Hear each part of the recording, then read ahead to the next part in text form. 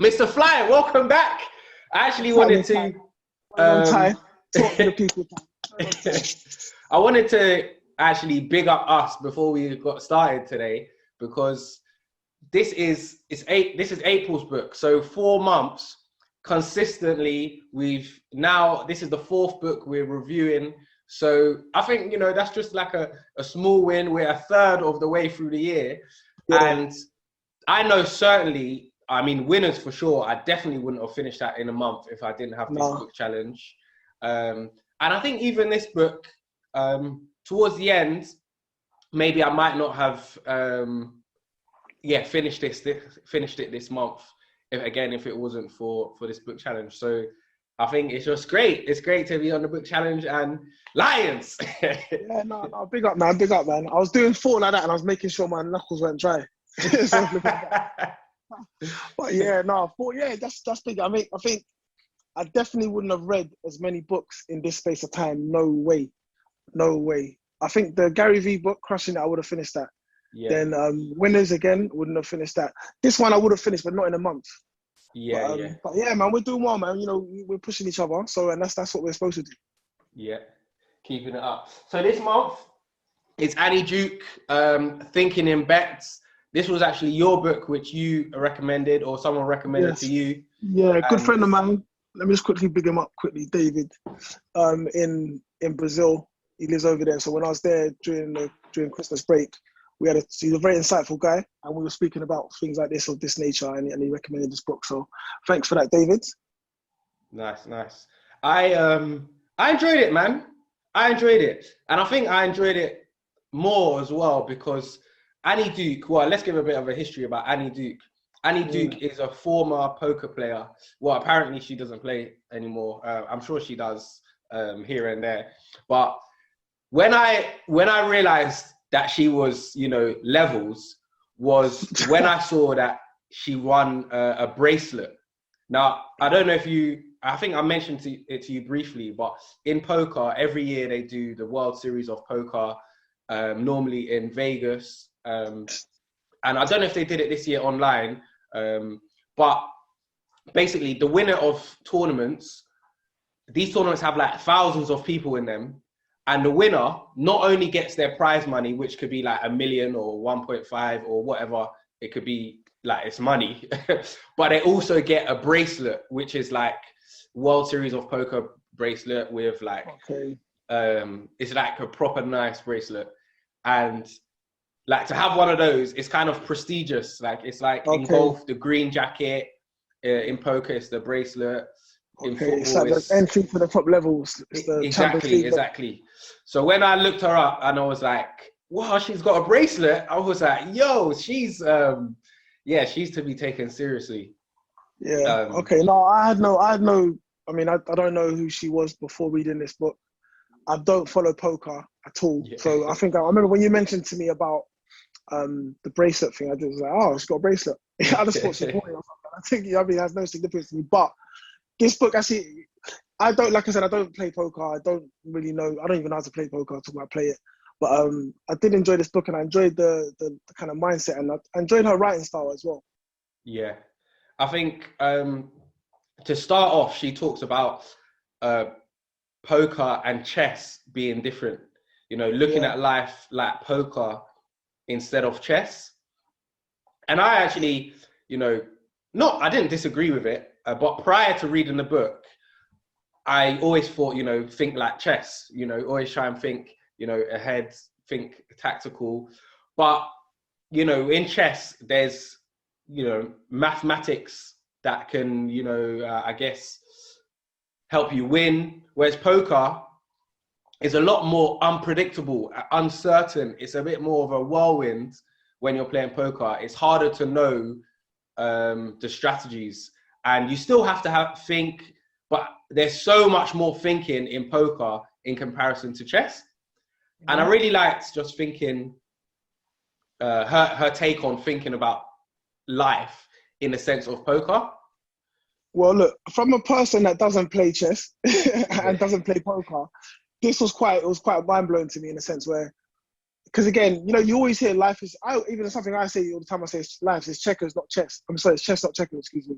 But so you kind of think of life as chess, like even as someone who doesn't play chess, but then it's true. I think with chess, there's some determined things that kind of can happen. And I think there was a part in the book where she mentioned that a top level chess player could never lose to like a novice chess player. Yeah. Like never happen. Yeah. Because obviously, because there's no element for luck. It's just if you're just better and you have better strategies and you play better, you'll win. And, you know, again, I don't really play chess that much or at all, really. But then with poker, I mean, when I asked a few friends of mine that play poker and that play chess to kind of just see what they think, because I don't have that much experience in that. So, and they was like, yeah, with chess, with poker, sorry, because of that element of luck, there is a possibility that a top level poker player could beat a low, like a low level or entry level poker You mean player. the other way around? Yeah, sorry. So a lower level could be a higher level, basically, because of the element of luck. I mean, I know you play poker from time to time, and I think, yeah. Would you agree to that? Oh, 100%, 100%. Yeah, 100%. You know, poker it is an element of skill, but there's a large element of luck in it. But, you know, you still need to know when to, it's like calculated luck, you know, it's percentages. So I think that's like life, isn't it? Like life. The unpredictability, that's what I like. And that kind of made me instantly think about when she's talking about redefining being wrong. And I really like that because I think she used an example of in poker when she said, okay, this person is more likely to win. They're 73% odds. The other person is 27% odds. And someone in the crowd shouted out, "Oh, you're wrong, Annie. You were wrong. You got it wrong." But she pointed out that actually, no, she wasn't wrong because she didn't say that would definitely win. It was that person's interpretation of the 73% that made them think like that. She still allowed for that, you know, that window of losing, and it worked out unfavorably in that circumstance. And I thought that was really interesting to redefine wrong rather than say, oh, you know, you're wrong. It's looking at the percentages. And she used it in terms of the polls as well. I can't remember what political example she used, but you know, when they're like, okay, Hillary Clinton was 53%. I think that's what it was. Trump, it was Hillary versus Trump, She was 53%. Nearly sneezed. She was 53%, and then obviously she lost, and they're saying the polls got it wrong. It's like, well, they didn't get it wrong. They just, the odds went the other way. You know, the odds went in a less favorable way. Yeah. So I think that was quite. It's like it's just because it's like you're not saying there's 0% of, in that example with Hillary and Trump. It's not like they were saying Hillary's 100% going to win. They allowed areas where Trump could win, as in within the percentages, there's always like a certain percentage that he could win, but people kind of just focus on, well, you didn't say that wasn't going to, you know, it's that yes or no, that kind of very black and white thinking. So I mean, so that was it's good. It's about like she said about like redefining what's wrong, and it's actually as well. No, I'm not wrong. I actually said there's both opportunity for both outcomes, but I said there's more. This is the more likely outcome, and this is the less likely outcome. Yeah. However, it's still a likely it's still an outcome that could possibly happen. You know, I think. This book, man. I think the beginning of it, I really loved. I mean, something that was like the whole point about resulting. Like when I read that just literally, I feel like that's changed my life. Honestly, and I'm not even saying that lightly, in the sense of it's changed my thought process, because and I know we spoke about this a little bit before, but it's like you're always looking back, you know, you're thinking, oh man, if I'd done this at that time, or if I'd done that at this time. So to give a bit of clarity, there's an example they gave of an American football game, right? It was a big championship game. And I think the coach at the time decided to call a particular play. And he had his reasons for choosing that play. Forget what the reasons were, but he had the reason for choosing that play. Now, the play didn't come off, so they lost. Yeah. So that play, sorry to cut you, was statistically the safest option to do and the most likely one. But yeah, sorry, yeah, carry on. Oh yeah, exactly. No, thank you for that. So that was statistically the best play to actually take. However, it didn't come off. So once it doesn't come off, everyone's always the after timer, the press, the fans, the media, everyone. So it's like, oh, you made the wrong choice, you did the wrong thing, you're the worst coach in the world or whatever, you know, things to that nature they were saying. But it's because they're looking at the result of what happened as opposed to the process in which you made the decision. So the whole point with this book is about how you make your decisions. And again, so that's resulting. So it's not like just because the outcome may or may not be positive, it's not actually the outcome that's too significant. It's the way you get there. So then I kind of looked at it in a sense with my life, and I think, well, certain decisions I've made,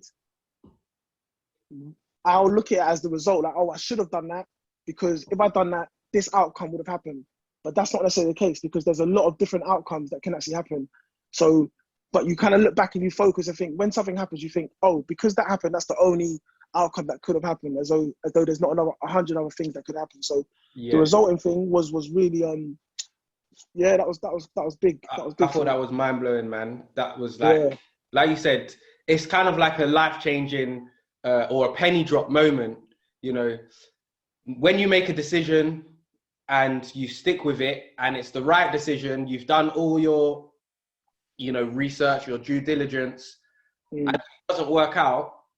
It doesn't mean that you've made the wrong decision. It means just means that the outcome was wrong, and that's how it is in poker, which is what I really liked as well, because statistically you could have a 90% chance of winning, and then the last card gets turned over and you've lost, and you've done all the right things up until that moment, and then the last card turns over, and there's nothing you can do about it.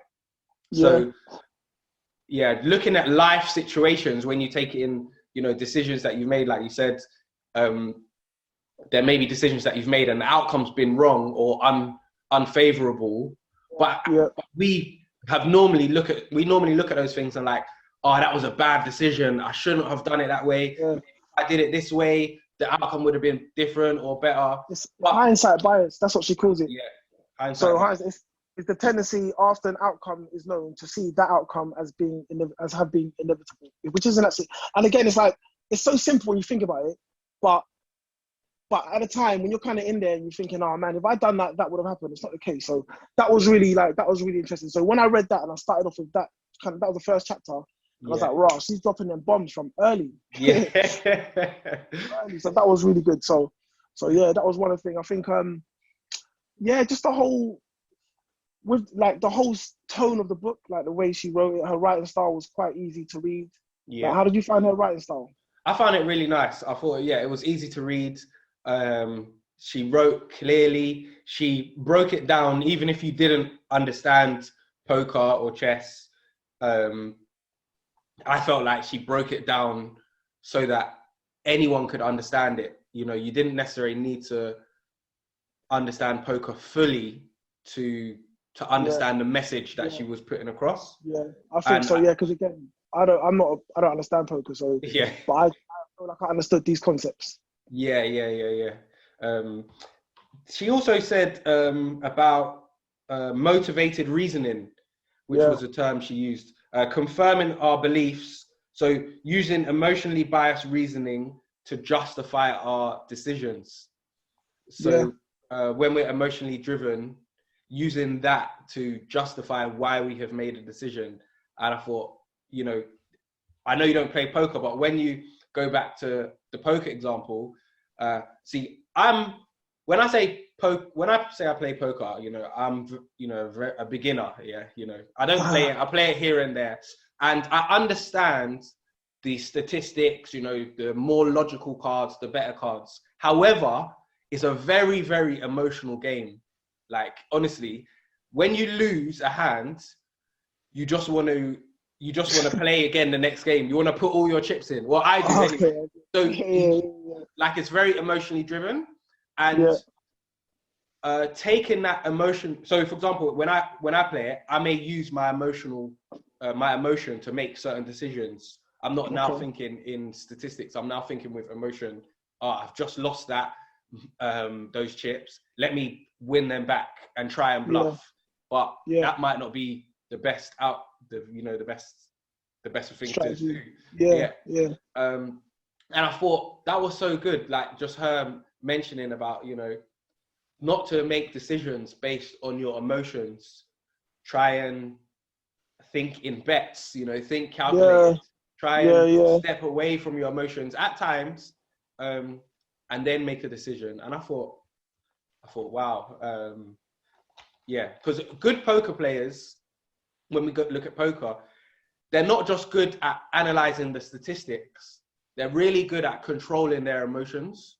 Okay. Because when you play the game, like you have to be so patient because it's a long game. You have to be so patient. I think this is where it's like, hence, to be fair, when I even, just to kind of go back to the book, Thinking in Bets, the title I didn't even like put that to any sort of like poker or nothing. I just thought it was a name. I didn't even have any kind of thing with that. So, but where she's kind of putting about betting to learn or like, want to bet, like approaching decisions. Because like you just said, look what you just said, like poker is a long game. When you take it out, basically you get emotional, you want to kind of draw back into it. And, that kind of goes synonymous with how life is. Do you see what I mean? Like, obviously it's a long game. And then, if you're trying to kind of bet yourself or trying to achieve anything, you're going to take setbacks, you're going to hit setbacks. And if you kind of lead with emotion all the time, you're going to, one, become emotionally drained. And then two, you're not necessarily going to make the best decisions. Again, for that motivated reasoning, you kind of think, well, this is, you're coming to a conclusion based on how you feel, not necessarily based on the facts around you, and not based on looking at all the different outcomes. Yes, you could do this and this could happen, but that all these other things could happen as well. So it's a very good kind of similarly good comparison between, like betting or poker and like life. And then as well, there's also the unknown factors. How many times have you maybe thought about something and you think, look at the current situation we're in now. That's what I'm saying, like the kind of global situation. So like people like a year ago, 2 years ago, when they were kind of, if we look at from a business perspective, they're planning, I'm going to open this shop in this location. It gets this much footfall a day. Okay, on best case scenario, we'll have this many clients a day or customers a day. This case scenario, we'll have that. You're not even going to think that everyone will be locked down. Yeah. You see what I mean? Yeah. So, and that's that, like, if you want to call it luck element or that unknown entity, should we say? Yeah. So I think it's more about so in that situation, let's say someone opened a coffee shop outside of a train station up in the city. They might look and think, oh man, we never planned for a pandemic. Like, we've done things wrong. Like we should have thought about this. But really and truly, if they done all their correct due diligence and they did all their things, they can't actually be upset with themselves. They can't be resulting in that scenario and be like, because they did everything they could do. And sometimes things just happen. What is important is now how you respond to that. Yeah. So I mean, but man, the book, like, I mean, things like that. So you touched on it briefly. The wanna bet, the wanna bet chapter, which I thought was quite good. Just confronting your peers with wanna bet. Like when people are saying something, someone might be chatting rubbish or just saying, saying that they're gonna do something. And when you throw in that, okay, do you want to bet element, it hits reality. It makes you think, okay, actually, am I actually willing to bet on this situation based on, to back up what I've just said? But with that, like with me, personally, like, I don't gamble. So if people, and I've had this, like you have a debate about whatever it might be, let's say sport's a good example, right? And you'll be like, oh, let's talk about boxing, for a minute, So like, say like, AJ Fury. I think AJ's gonna win. You think Fury's gonna win. And then I think AJ's gonna win. Like, that's what I think. And then someone say to me, all right, I'll bet you this for it. And I'll say, no, I'm not gonna bet you. Oh, see, you don't really believe it. That's not, but it's kind of conflicts what I just said. But it's like, it's weird because you're right. It makes it real. It makes it like, what are you willing to put on the line for your belief? I guess, you know what I mean? Yeah. So, yeah, man, interesting. It makes it real. But I guess we're looking at that example, it's good because you're taking a step back and that that's out of your control.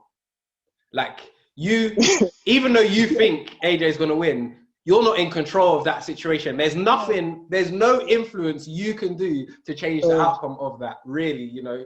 Yeah. So betting on those situations, I guess, is you know, difficult and hard. But when it's personal, when it's actually you personally, like saying you're going to do something, or, you know, next year I'm going to, you know, I don't know, go to Brazil or whatever. Okay, that's something you can kind of decide whether, you know, we're allowed to fly out or not. But do you know what I mean? That's No, it's good, man. The other things, there's so much in this book, you know. I really liked it. But the other thing I liked when she was talking about like humans and how we don't necessarily take accountability for our actions. And one of the things that she said was about when people have car accidents. And I wrote down these statistics because I was like, wow. And basically, single person accidents. So one person in a car crashing into, I don't know, a tree, or, you know, or the road, or, you know, whatever, 30% of those people blame someone else or blame another factor. So you're one person in your car and you crash. 37% of those people blame someone else. It's not like there was any external factors, nothing else. Maybe, you know, the weather was bad, or there was ice on the road, but these are things that we can calculate when we think in bets and be like, okay, the road is icy, so maybe I should drive a little bit slower, or I thought, wow, 37%, you know, that's quite, I thought that's quite high, you know, considering you're just in your car on your own. No, it's high, but it's not like, when people have road accidents, it's never their fault. Even, it's like you said, it's like, well, never their fault. Like, Well, it's like, no, go on. No, the other stat on that was multiple vehicle accidents. So if there's more than one car, 91% blame others. So again, the same thing. It's never their fault. 91% blame others. So it's not surprising. So the other thing that I thought was interesting was, I can't remember the exact term she used, but it was a comparison when we compare with our peers. And she said, if someone we view as a peer is winning, sometimes we can feel like we're losing by comparison when we're comparing with our close circles.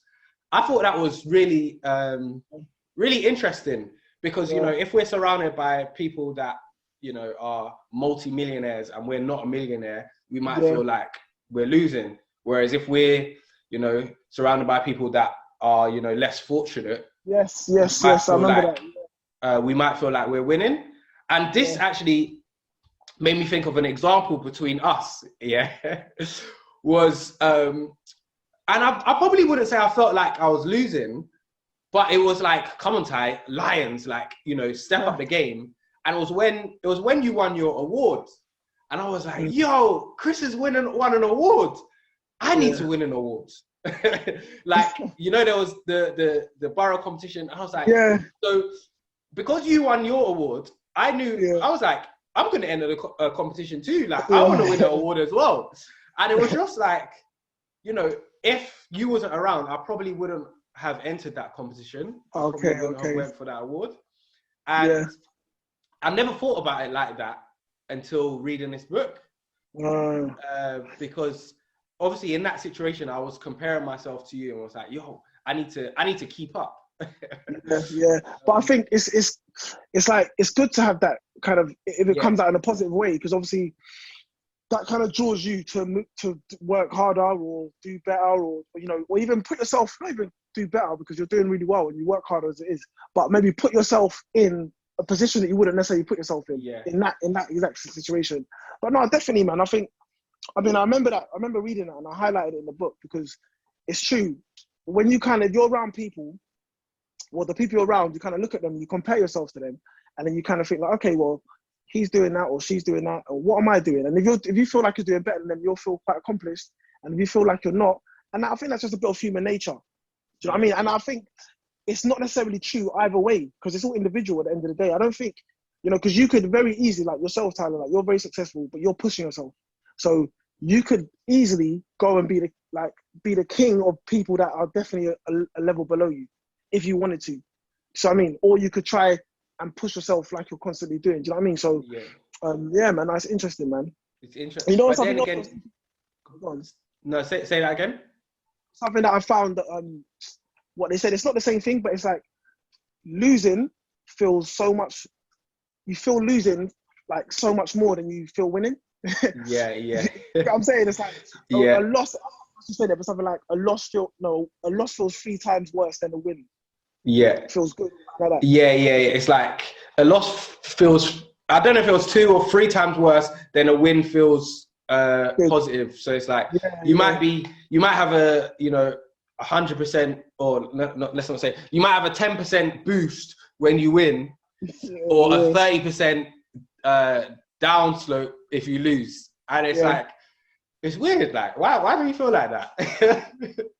But it's like again, I guess trying to detach from those emotions. Do you know what I mean? And it's interesting that you said, oh yeah, you're successful and stuff, but it's by what metric? Do you know what I mean? What is success? It's like, by what metric?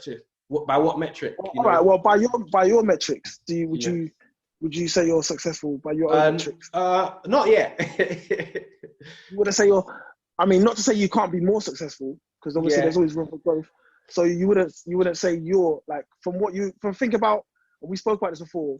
Yeah. Like, think about when we met. Forget that. Yeah. Think about when we met. Yeah. That Tyler, that version of Tyler, compared to this version of Tyler. So you're saying, and I'm not saying this version of Tyler is not successful. I mean, comparing to the growth. Yes. I've had a lot. 1 anyway. It's always You compare yourself to yourself anyway. Yeah. Really. But I wouldn't feel like I'm there yet. Do you know what I mean? I guess for me, I feel like I need to have that mindset to keep on growing, because if I feel like I've reached a certain level, then maybe I'll just, be like, okay, I'm comfortable here. Yeah. So, and this is why we're friends, bruv. This is why we're friends, because I'm exactly the same. Exactly the same. So obviously I just, with FFLY Youth, we did a holiday program, immensely great, It was very good, successful, everything positive about it. I remember the first week, so it was over 10 days or 9 days because of the bank holiday. Then the first 4 days, bearing in mind, this is the first full program we've run with not like partnering with anyone. It was fully ours from everything, right? Yeah. So the first 4 days went beautiful. Beautiful. But then even I remember my brother came down from Leeds. I hadn't seen him for the whole time, whatever. And I was telling him about it and whatever. And obviously everyone around me, and my brother was like, wow, man, this is wicked. I'm telling him we're getting loads of kids a day, 60 kids a day, whatever. And then he's like, wow, you're doing this is sick. You smashed it. You're doing well. And then I'm like this. I'm like, nah, brother, I'm still holding my breath because I don't want to get comfortable, because I know the first week was wicked, but we've got another week coming. Yeah. And I don't want to kind of start to get relaxed and think oh man, we've done it. You know what I mean? We've done it, because we've still got a whole nother week to go. Yeah, and then even now, we've done the second week. The second week was even better than the first week. And now I'm like, right, we're thinking for the ones coming forward. And I'm still but that's my logical brain says to me, Chris, you're doing well. It was successful. Even yesterday, I know it's successful. I'm getting a lot of good, positive feedback from it. But that's my logical side. Now, my emotional side is well, don't get too comfortable, boy. Yeah. You need to, do you know what I mean? So it's finding that balance. There's different sides. Different sides. And I think when we look at the comparison, I think based on what she was saying in the book is just don't compare, I guess. Don't compare. Yeah, you versus you. Which I kind of agree with, it is you versus you. But I guess for me personally, you use comparisons as motivations. If you're going to use comparisons, don't use them to put yourself down and think, oh, I'm not doing good. Using it as motivation. Yeah. I think it's what it brings out of you. Do you know what I mean?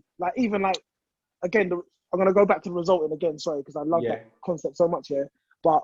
And we spoke about it a little bit, we've got friends that invest in different things. We've got some small investments ourselves.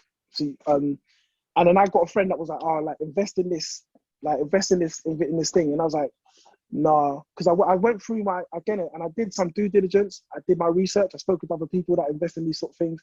And then I was like, I made a choice, and my choice was I'm not going to do it. And I was happy with that choice at the time.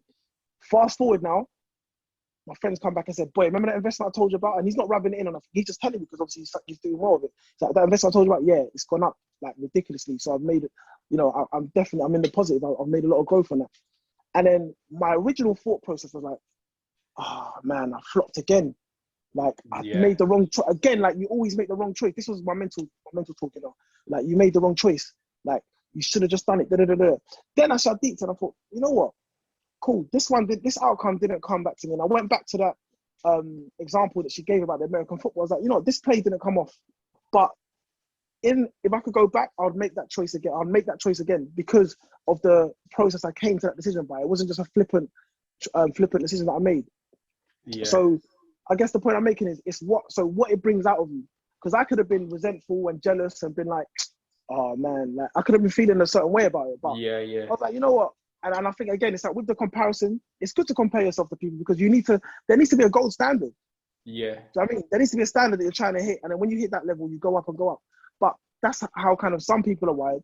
You don't want to be the kind of person that will see someone who's successful or doing what you want to do and thinking and hating on them and being like, and being demotivated by it. It can even motivate you.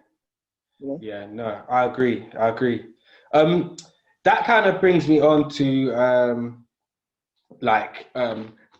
there's a bit of growth mindset, which she doesn't use the term growth mindset, I don't think. But she's talking about Phil Ivey, who is, I think at one point, he was definitely the best poker player in the world. He may even be the most decorated poker player in the world. But it was after he had won a tournament, and straight after, instead of like going to celebrate, he wanted to just only talk about the game and the mistakes that he made in the game. And he had just won. He won. He won. And he still wasn't satisfied. He wanted to know how he could have improved in that win. And I thought, wow, he's just won. And he's still going back, talking about the decisions that he's made throughout, where he could have improved, how he could have changed decision-making. And I thought, yeah, that is, but, even when you win, you still go back. Say it again? You relate to that? Yeah, I guess. Because even when you win, or when you have a positive outcome, you still think, okay, cool, this is positive. How can I improve that? How can I get to the next level? So I guess for me, over the last year, I've been quite successful in selling some of these online webinars. But, it's like, okay, what's the next one I can do? How can I sell more? How can I make that one better to improve the package? Or, so I guess in that sense, I related. But I just thought that was, it was nice to read in the book. Yeah, I think that's a trait that you find in high performers. You see what I mean? Obviously, this guy, Phil Ivey, he's a top class poker player, elite level. If you look at elite athletes, academics, whatnot, I think that's kind of a trait that they have, is where they always want to kind of go for more. Yeah. They always want to kind of hit. I think personally for me, it's like, definitely, because I feel like I'm like that. At the same time, though, I'm aware that you kind of have to sometimes just enjoy and just bask in the moment to some degree anyway.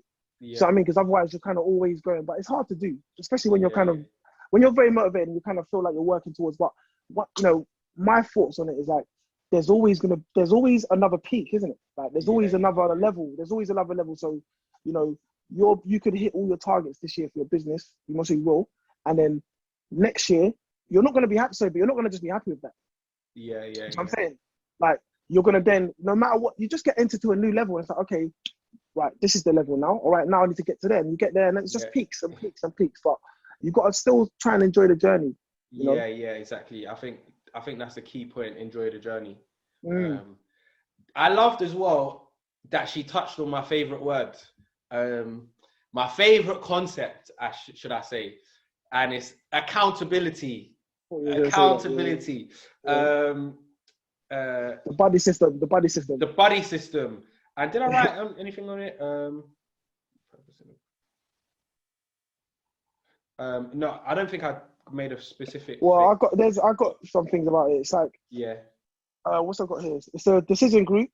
It's a grown-up version of the buddy system. So just, well, what accountability is, isn't it? So people that you know that you respect and they respect you and they'll be honest with you and they'll kind of force you to, if you say you're going to do something, you're accountable to those people in order to do something. And that's what she kind of refers to as the buddy system. And there's different ways you could utilize that. So just surrounding yourself with people within whatever field you're trying to improve in, and then using them to be accountable to. Yeah. People that are going to stick it on you when you don't do what you say you're going to do. If you say you're going to do something, do it. But then as well, a good thing with an accountability group is, because again, we're talking about outcomes and being emotionally charged and stuff like that. Because, it's weird that people give better advice than they take for themselves. And that's because they're not emotionally invested in that advice they're giving. You see what I mean? So, that's another good reason, as well as that accountability. They might show you another outcome. So, what? Yeah, you said these 3 outcomes, but there's also another 10 outcomes that could happen. See what I'm saying? Yeah. So, the buddy system and accountability, it's a winner. It's another great concept. Yeah, 100%, 100%. What other? I liked the whole thing about kind of mental time traveling, which is also another good. The good thing with this is, I think, and I wouldn't class this book as like a self-help book or like, how to make better decisions. Even though it's not really written that way. It's not written in a way of like, do this and you'll make better decisions. Yeah. It's kind of giving you different concepts that you can kind of think about, like the time travel. I think that was the thing where backcasting. Backcasting. Yeah. But there's loads of backcasting is the same thing, and then also, what's the word before? It's like a post-mortem or pre-mortem. Yes. Did I write that down? So yeah, why you look for it anyway? So with the pre-mortem, again, just looking back, it's like you want to climb a mountain, and instead of just looking at the steps in front of you, think about how you're actually going to get to the top. So I mean, so look at yourself at the top already, and work your way back, and then that actually goes into the book, one of the other books that we're gonna read, Rethinking Positive Thinking. She actually referenced that book in it. So with that, and this is a perfect example that on a podcast that I listened to, they spoke about it with Michael Phelps, right? And then I'm not sure if we spoke about this before, but when he did his world record breaking swim for his Olympic medals, he kind of thought of every different outcome that could have happened when he was swimming. So what actually happened was, when he got into the water, his goggles filled up with water straight away. Yeah. So he dived in. This is like his one to break all the world records or whatever. Yeah. He's dived in. His goggles have filled up with water. Excuse me. So now, as he's swimming, because he's thought about this before, he's prepared himself. So he knows exactly how many strokes it is to get to that side of the pool and how many to get back. So he doesn't even need to see. But and that's basically how he's done it. So he's done it blind. He doesn't even know if he's in the lead. He's come out and he's won by however many lengths, because again, he prepared himself for the outcome. Now, what they're saying, what that says is, or what the kind of theory behind that is, because of the way your brain works, when you think of when you kind of think positive thoughts, or you think about, all right, I'm going to do this, I'm going to do that, your brain kind of thinks you've already achieved it, because it doesn't know the difference between when you're imagining or when it's really happened. So that can kind of be counterproductive in a way, because it might take away the way you're preparing for it, because you feel like, I'm definitely going to do it. Obviously, positive self-talk is good, but at the same time, you need to think about the different kind of outcomes and then prepare yourself for those kind of outcomes. I mean, so like, I know in the past, like when we spoke about boxing, obviously when we boxed in the past, sometimes in certain scenarios, you've got to think about where, I might get dropped in a fight, or or I might get winded in a fight, or whatever might happen. You've got to think on how you're going to deal with it. Because if you just think it's going to be plain sailing, which you already know because of the elements of luck and the unknown entities that can happen, when something goes left, you need to know how to deal with that situation. And if you've never prepared yourself even mentally for it, you won't be prepared for that situation. Yeah, 100%. 100%. Yeah, so there was a lot in this book. There was a lot. So in fact, I wrote a note here about tilt, and that is the emotional driver. It's the knee-jerk reaction to something. So tilt is the term they use in poker, like when they're, I guess, flustered or emotionally driven. They've just lost a hand, and now they're like fuming or whatever, and their mind's gone, and now they're not making calculated decisions. They're making, emotional decisions. And the term they use to describe that is tilt. And it's about trying not to be in that state in life in general, trying not to make decisions when you're in that mindset, and trying not to be in that mindset in the first place. Because as you know, I've got a friend that plays poker, and he uses the word tilt a lot in general. Oh, you're tilting me, you're making me feel tilt, or and that's how I know what the word means. But but yeah, I thought that was nice to see her take on it in the book. Yeah. No, look, man, there's loads, man. There's loads of gems, man. I think the book is a good book, and I think, like I said, it's very practical stuff. Yeah. Again, going back to that Susie Welch, when she said about before you make a decision, think how it's going to make you feel in 10 minutes, 10 months, 10 years. About the outcomes. So there's loads, man. There's loads. There's loads. Let's. I mean, we've touched on a lot. The book has so much more to offer, but let's talk about our difficulty rating. Okay. I don't know. I can't remember. We normally take it in turns, and I can't remember who went first last month. I feel like you was first last time. Okay, so what is your difficulty rating out of 5 for this? This wasn't difficult at all, so I'll give it like a 2. In regards to how difficult. It's not difficult. Yeah. What do you think? I will give it a 2.5. I think towards the end, I guess I really liked her reading style, but towards the end, there was one section where it was like it wasn't as good as the beginning. So I think maybe it just made me slow down a little bit, or, have to reread a page, or, but it wasn't a difficult read. It was a nice read. So yeah, 2.5. And your star rating out of 5, how good was this book? Star rating. So when I first picked it up, and obviously I'm going to bring up again, I don't know how many times I mentioned result, but anyway, here it is again, yeah. So when I kind of first read that concept result, and I was like, this book is sick. Like, I love it. And I loved it. The beginning and the end, I really, really loved. The middle was a bit, and I think it's maybe around the same chapters that we're thinking about the data. It kind of got a bit boring, to be honest with you. So with that, at that time, I was like, maybe it's not as good as I thought it was. But then it kind of had a strong finish. So I'm going to give it a 4.5, man. Oh, wow. Cool. 4.5. Yeah, no, I rate it. Yeah, 4.5. Yeah. I think as well, over the course of the books that we've read, I think we've maybe been a little bit harsh on some of the other books. I think, looking back now. You don't think you have? Like, comparing, because when I compare it to some of the other books, how it made me feel, what I got out of it. For example, the Gary Vee book, I may have increased that. Like, looking back now in hindsight, I may have increased it to a 4. I think I put it at 3.5. Okay. So yeah, this book, I'm going to give it a 4. This is actually our highest rated book so far. And I think as well, in terms of our rating, it also comes in, it's kind of coming at a perfect timing, because when it has things in the book that you can personally relate to or use, it really helps you enjoy the book a bit more. So I think Gary Vee, for example, at the start of the year, it really helped me really helped me, get started to the year. And like you said, with the resulting, when it comes to looking at the investing, you really related that to a situation that was going on right now. And it just helps you enjoy the book a bit more, doesn't it? Yeah. It's practical, man. Yeah. And I think it's like, again, it's just, there's certain books that you read, or that I've read, and it's like where they have a mark. They leave a mark.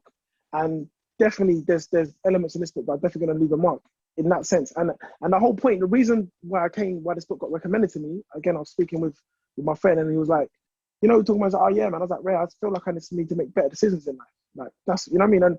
And now, even looking back on reading this book, I'm like, actually, I feel like I make good decisions. I actually do, overall. You know what I mean? But that's only off the back of reading this book. Yeah. So anyway, yeah. You didn't need to make bet. You need to disagree on it. I can't wait till we kind of disagree on a rating. Like, on a I'll book. be like, I'll be like 5, you'll be like 2. And just, yeah. No, man, I thought that was good. Maybe next month's book. Before we, I know you got a big up, but next month's book is Never Split the Difference. And I've actually read this before, maybe like a year or 2 ago. And I think it might even be 2 years now. And I'm excited to read it again because, I've kind of forgotten it. But after reading it initially, I remember it being mind-blowing. So, but it's very similar, not similar, but it's kind of a similar to Influence in terms of like human psychology, which made me think, okay, maybe Chris won't enjoy it as much. But then again, Thinking in Bets was all about psychology and you loved it. So. Listen, Ty, you tried to keep this one under wraps for time, bro. You're talking about this. We're doing book review. You're thinking about this book. Oh, yeah, on all your YouTube videos and that. I'm like, how come this isn't on the table for the book review, B? What's up with that? I'm actually looking forward to reading it still because I actually remember when you read it. And then, like, I won't go into it too much, but I think you was writing a few emails and you was kind of like, it kind of helped you rephrase the things that helped you bring in some business and whatnot. And I remember even I was writing a few emails for my stuff. Yeah. And I was like, Rare, nah, I need to get T to just read this before I send it off. Do you remember? Yeah, I remember that. Yeah, so I said, yeah. And then when you started talking about it again on your videos, I was like, nah, this guy's trying to keep the gems, He's trying to keep the gems to himself. It's all good. So yeah, we'll see how it goes. All right. So I know you've got a big up to big up. Yeah, man. No, I want to shout. Yeah, Tyro, man. My boy Tyro Bennett, man. I've known him for a long time. He's read this book. To be fair, he doesn't even need this promotion. He's been featured in Evening Standard. It's sold out on Amazon, whatnot. So T is he's got a company called Be the Fittest. They're like a personal training company that he runs. He set up for himself. He's set up from the ground and he's doing amazingly well, like literally amazingly well. He's someone that when we talk about levels and aspirations and kind of your friendship groups or people you want to kind of get to, that's the level that I want to get to. Do you see what I mean? So this year, like I said, it's sold out on Amazon. It's a very easy book to read. You don't need to be like a fitness pro or a fitness fanatic. It's got really good food recipes and whatnot. So find him on, he's on Instagram, Be the Fittest. Or Be the Fittest, let me say it right. Then as well, the book is on Amazon as well. You can buy it anywhere. But to be fair, he doesn't need it. But it's I'll put the link in the description. Yeah. I'm just proud of him, man, because he's a good guy, man. Got a good family, proper good guy. And the book's a good book. And I've used it. Like I train people with my sessions that I do with the kids. I use it. We took some recipes out of it in the past. So yeah, man, big up. Be the Fittest. Yeah. Cool. All right. Thanks for tuning into another episode of Ty and Fly. And support the Ting. Support the Ting. What about the peace and love, bro? What about the peace and love? Peace and love. You got to do the sign. Peace and love. Peace and love. Cool. It's all good, man. Entrepreneur.